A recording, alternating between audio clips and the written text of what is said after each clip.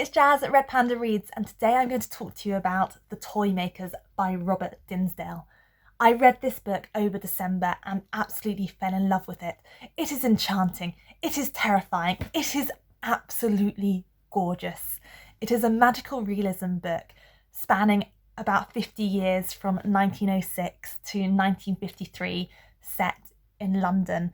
And if you love the Night Circus, I really think you'll love this book too, because it has those absolutely beautiful, gorgeous descriptions that just create that kind of childish wonder, and it's amazing. So this book, starting in 1906, follows a girl named Kathy who at the age of 15 finds herself pregnant and ends up running away from home and working in a toy shop known as Papa Jack's Emporium in London. And the thing about this toy shop is the toys. It is not quite clear whether it is just clever mechanics creating these absolutely brilliant toys that I still want, or whether there's some magic to their mechanics.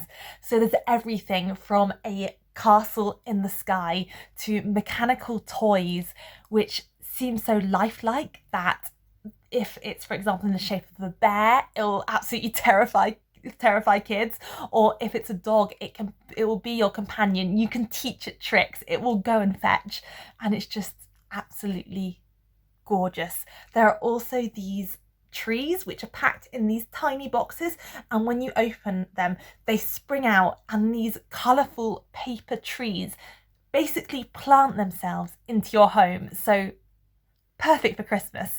And this is definitely a book to read over December, because this emporium only opens between the day of the first frost to the day in which the first snowdrop starts to sprout on the roof of the emporium. And you want to be there. You want to be there while this is happening to experience the magic. And this book does use the second person. So in parts it's saying about how you are walking through the rows and rows of toys. And therefore reading it in winter when this shop would have been open in this fictional world makes it feel even more magical and as if you are experiencing it. So yeah, I loved it. It's a very hard book to discuss without giving away the plot, but I will do my best to skirt around the subject and will not give anything away, but just point out some of the things I adored about this book. So firstly, I found all the characters really interesting, and although they were all taken in directions I wasn't expecting, they were all very believable. And to give you an idea of just how much I cared about the characters, there is a romance plot in this book, and I am sometimes very bad with romances, and I am about to admit this on YouTube, but I will sometimes skip ahead to find out how a romance plot resolves when I really care about the characters, because otherwise I just find myself rushing through the book because I need to know. I just get so kind of upset otherwise, and this book did make me cry in places, and therefore there were times when I had to skip ahead to see what the resolution was. I don't look to find out how the resolution occurred, but I just need to know the outcome, so then I can enjoy the book more. And it may seem a little bit like I would spoil the experience for myself, but it actually makes it more enjoyable. And therefore, sometimes when an author creates such realistic characters who I really care for, I do skip ahead in books. And it just shows that Robert Dinsdale is a great author with his character creation. The next thing I want to talk about that this book does really well is it is set during both the First and Second World War.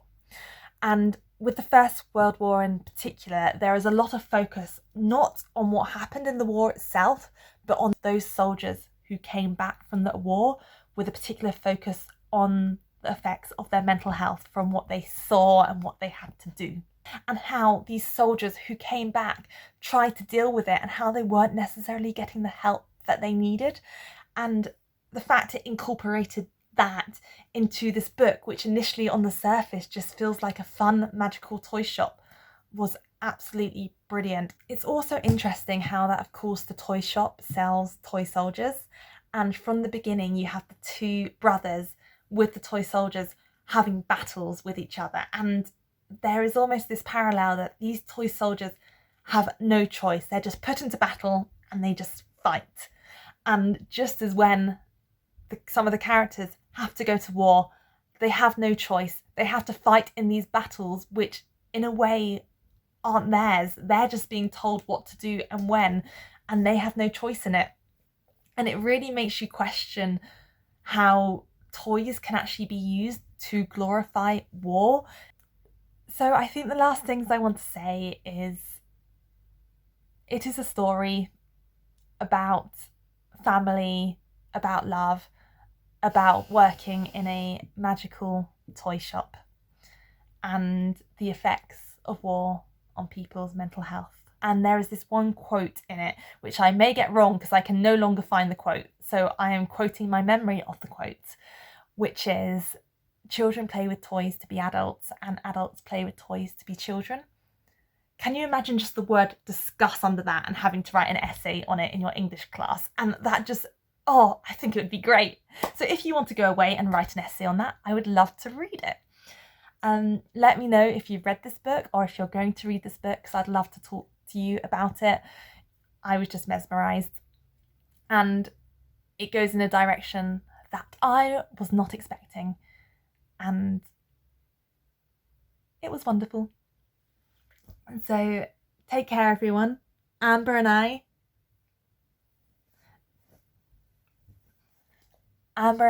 are wishing you a happy new year, and I hope you've all had a good start to your January. Take care, everyone. Bye bye.